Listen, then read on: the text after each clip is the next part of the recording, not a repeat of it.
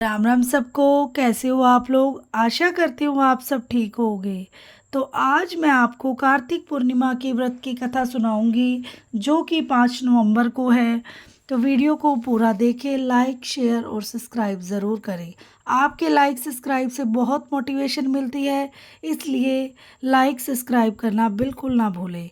तो चलो कार्तिक पूर्णिमा की व्रत कथा हम शुरू करते हैं। एक पौराणिक कथा के अनुसार तारकासुर नामक एक राक्षस था। उसके 3 पुत्र थे, तारकश, कमलाक्ष और विदुन्माली। तारकासुर बहुत ही बलवान था। उसने धरती व स्वर्ग पर अपना आतंक मचा रखा था, जिससे परेशान होकर देवताओं ने भगवान शिव से उसका अंत करने के लिए प्रार्थना की। उनकी प्रार्थना सुनकर भगवान शिव ने तारकासुर का वध किया। इससे देवता बड़े प्रसन्न हुए।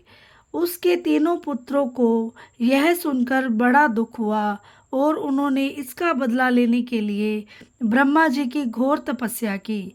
उनकी तपस्या से प्रसन्न होकर ब्रह्मा जी ने तीनों से वरदान मांगने को कहा।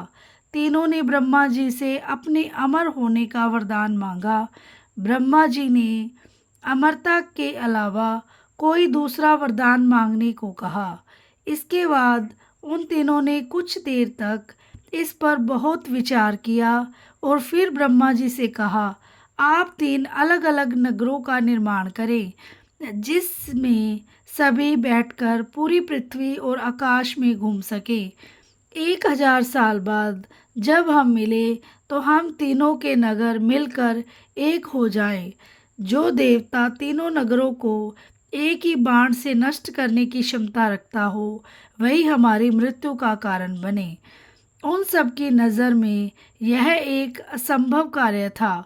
उन्होंने उन्हें वह वरदान ब्रह्मा जी के निर्देशानुसार मैं दानव ने उनके लिए 3 नगरों की स्थापना की। तारकश के लिए सोने का, कमला के लिए चांदी का और विदुन्माली के लिए लोहे का नगर बनाया। तीनों ने मिलकर तीनों लोकों पर अपना अधिकार जमा लिया। इंद्र देवता इन तीनों राक्षसों से बहुत भयभीत हुए और भगवान शंकर की शरण में आए। इंद्र की बहुत बात सुनकर भगवान शिव ने उन दानवों को नाश करने के लिए एक दिव्य रथ का निर्माण किया। इस दिव्य रथ की हर एक चीज देवताओं ने बनवाई गई थी। चंद्रमा और सूर्य से पहिए बने। इंद्र, वरुण, यम और कुबेर रथ के 4 घोड़े बने। हिमालय धनुष बने और शेषनाग प्रत्यंचा बने। भगवान शिव खुद बाण बने और बाण की नोक अग्निदेव स्वयं बने।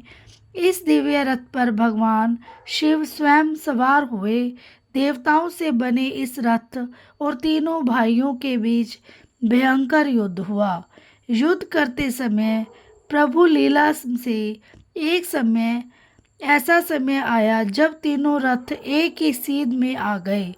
जैसे ये तीनों रथ एक सीध में आए, उसी समय भगवान शिव ने अपने बाण छोड़े और तीनों का नाश कर दिया। इसी वध के बाद भगवान शिव को त्रिपुरारी कहा जाने लगा।